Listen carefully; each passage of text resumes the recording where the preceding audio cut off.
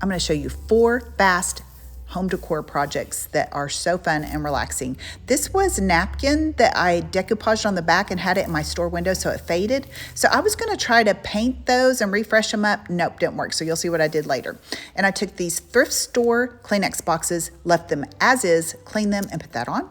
And then here I had this sign that I always use my scrap paint left on, just find a scrap board and paint them up. And then I'm always so happy later. So that was ready to go. And I found a scrap piece of transfer that fit perfect. Look at this. It was like so good. So this is from Desperado. It's retired, but I have it. Oh, it's so cute. It has buffaloes and big flowers and cactuses, and you will want me to send you one of those. And I'm not even a rustics person. So right here, I just prepped my paint, which was Mermaid Tail, and put the water-based top coat on. It dries really fast. And then I just put the transfer on there, scratched it on, and then you seal the top. The Emerson, who said this quote wouldn't fit, so I thought it was kind of a fun little pop to put it there. I could have put it on the side, but if it's sitting on a shelf or something that could be seen on top, I thought that was a fun little pop.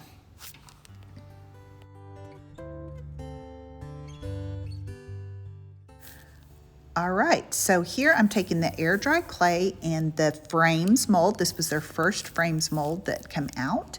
And I am just using the inside of that, and I'm gonna put it on a bracelet that the top's jewel fell off. And so I just thought, ooh, I'm gonna make my own. And you can do this with a resin cast too, and it might be sturdier, but I didn't care if this chippied off or whatever, but the air dry clay is pretty strong. So we're just putting this in, making sure the little flat edge is good showing, because that means you got it level on the back, the little micro ridge. And I went ahead and used my brayer. It just helps to get it down a little bit. I am going to take the Apothecary stamp and put art on here. I wanted to put Junkin, but the letters were a little bit too big. This is so satisfying and so fun. So I'm pressing through all these steps. Normally you'd let your clay dry for 24 hours, but I was impatient and wanted to do it. And so you just gotta be a little bit more gentle when you put your paint and your top coats and stuff on like that. But if you let it dry for 24 hours, you can really get in there with the wax and get it in the details a little bit easier.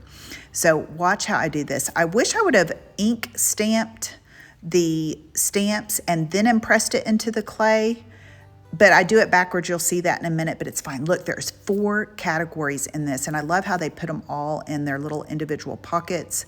These are so good. You guys really, really should grab you a set of these. I have all the links to in the description box for all the products I use, and I mail out really fast, and you always get a little surprise from me if you order from me. So here I'm just seeing if art will fit, and it will. All right, I am using a grid mount, and if you buy one of these small ones from me with the letters, I will send you as your little freebie one of these little cut grid mounts, because they really are helpful to get things straight. You don't have to have it. You can draw straight lines on the plastic mount that comes on the top of it if you want to. You can even freehand each letter, and there's so many ways to do this. So just grab these and put these on and rearrange them, but you want to make sure the back of the stamp is clean and the back of the mount is clean, or they will fall off.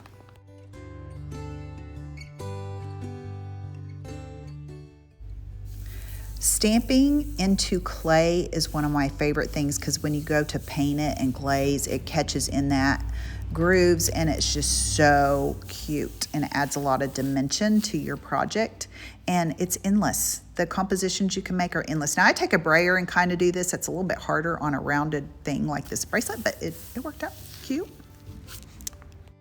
Now you'll see me spraying with a mister bottle the kissing booth. Again, I haven't got the clay dry. I'm pressing through the steps, so I have to be kind of careful, and water helps it move down into the grooves. I like to do that when it's totally dry too, but it is so good. This paint can be diluted like 8 times and not be losing your color saturation.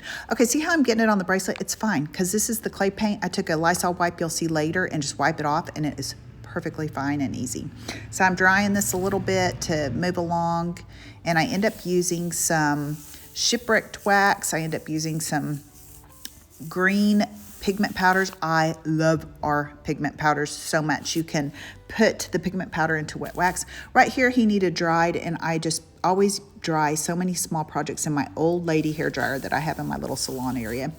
Okay, right here I made this home letter for the IOD company live one time, and you can spell anything you want, and you can just get all kinds of molds. The trim molds are good for this, and it just faded. So I am just trying to freehand, like, use the old decoupage lines that faded, that were beautiful pink flowers, and try to you'll see, it's a hot mess, and mission aborted, as you will see later. I decided to just go ahead and get some other flowers. I wasn't really wanting the sunflower look with this, you know, Frenchy looking frilly thing, but it turned out cute, and I had them, and it was fun, and you'll see me do that. So whenever you decoupage, you know that the color of your base will change how the decoupage looks. So you'll see this one flower looks a little bit more orangey, and I love it, but I didn't take time to do the other ones. So just know that. And I use the big top to put it down for my decoupage medium, and then I seal it with that as well. But you can use our liquid patina, is fabulous too. So both ones. See, I don't know how to freehand. That's why I love all my IOD products, because it makes me look like an artist. Look at that. What is that? It looks like pink cheetah leopard. It's just not good. Now, I think I could have messed with it a little bit more, looked up some YouTube videos and figured this out, because I really do want to learn how to do this. But I didn't have time last night, and I wanted to finish this video for you guys today, because I've got something else planned for next week. And so anyway, I'm just having fun. I'm relaxing. I had a really sad thing in my family this week, and still processing through that, and will be forever probably. But so I just was like, I need to do something simple. I need to do some instant satisfaction. And so that's where this video came from. Just some little things I had laying around, thought, oh, this will be fun. It is so good for your soul to craft, and just to create, and to not be so picky, you know? So right here, I'm just rough edging the napkin, and make sure if it's 2-ply or 3-ply, you've got to get those off and use them to clean up stuff, and just use the top ply image, because if you go to decoupage that, it'll be a hot mess and the top will come off. It just trust me, get the plies off. Look on the package and see how many plies there are. I like to use a safety pin or something to help me start the first top layer off. And so I'm just putting some big top on there and covering up that crazy mess. You can take your brush with water and kind of cut around it, as you'll see I'm kind of doing around the letters of the trim. And I wanted it kind of crazy and, you know, not perfect, like torn wallpaper is what I call this look.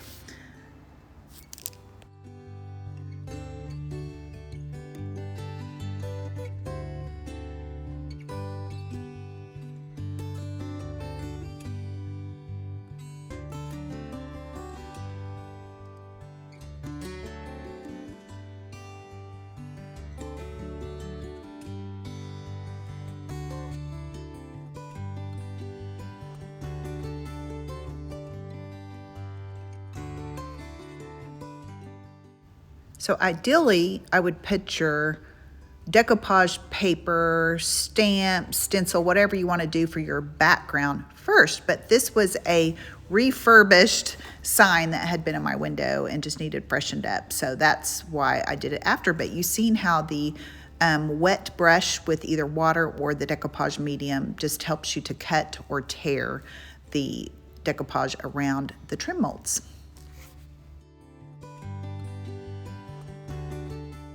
Guys, grab a scrap board, grab some cute napkins, get a mold, some air dry clay, and make some customized signs. And yes, I'm the person at the barbecue, family events, the unclassy person gathering up all the unused napkins.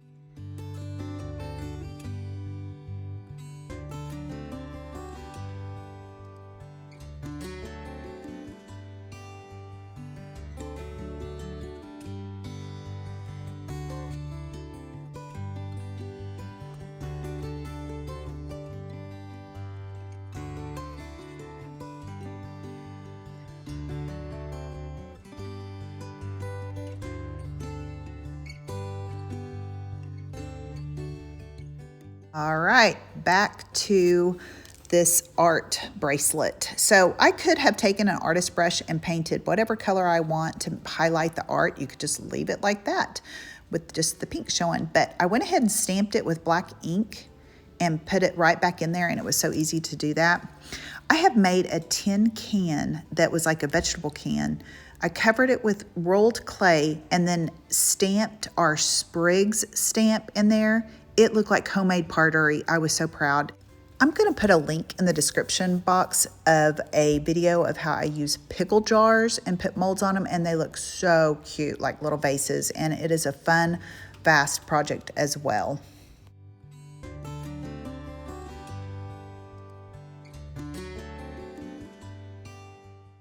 Okay, so I am going to use the Shipwrecked wax, and I also took some clear wax and put some golden ticket in there, so it has just a little bit of a golden shimmer. I love that. In our wax, you can mix any color in there and make a colored wax, so that's really fun.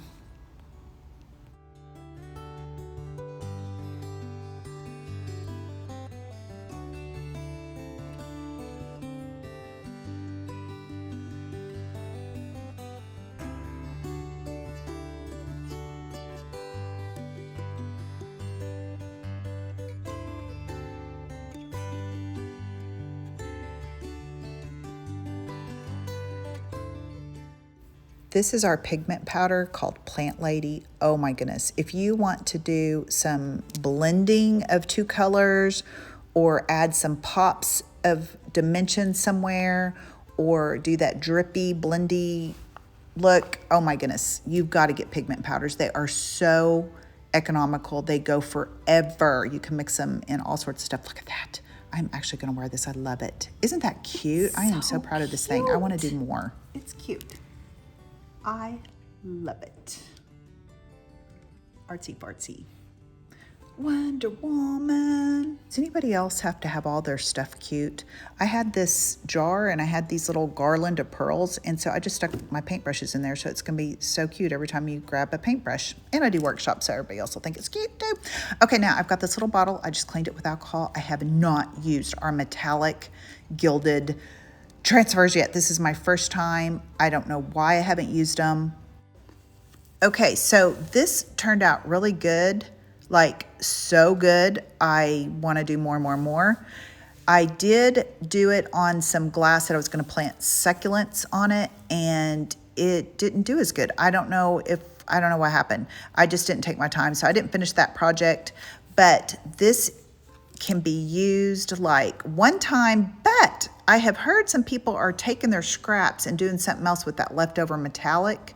So stay tuned. I'll try that out too, or maybe there's some videos you guys know about. Have you tried that? Have you tried the metallic? I love them.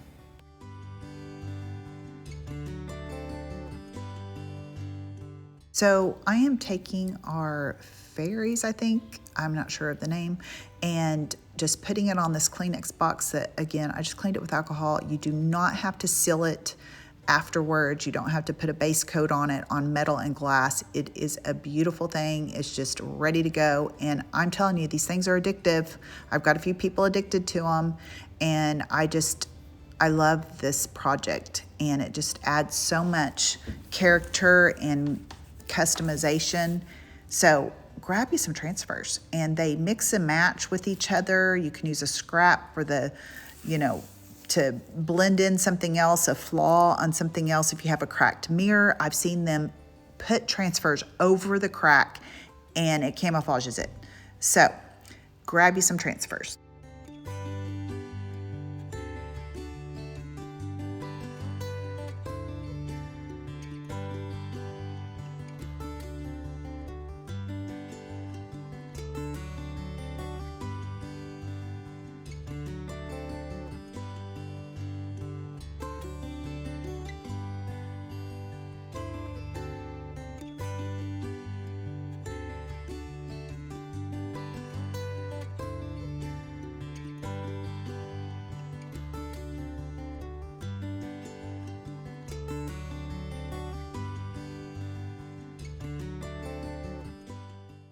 Well, here is a little candle holder that I used when I had my esthetician room. I had all my little waxing sticks in these, and here it has resurfaced. So I thought, oh, I loved how that brown jar looked with these metallic things on there, so good.